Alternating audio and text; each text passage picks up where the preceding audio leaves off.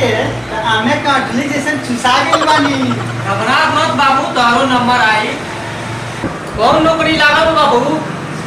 अरे वही में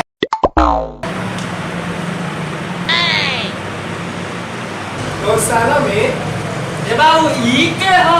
ये हमारे यार हमर मंगू का करे ले? कुछ नहीं। लड़का हमने के पसंद बा, चले के भैया देखल ले आगे दिन भर पड़ी। ठीक बा, आगे देखल के। ठीक बा। लड़का तो पसंद है बा। हाँ ठीक, चला के तो चले।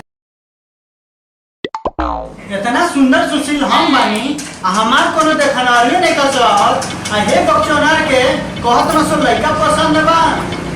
तोर त यारवा सही में भाग खुल गई बा।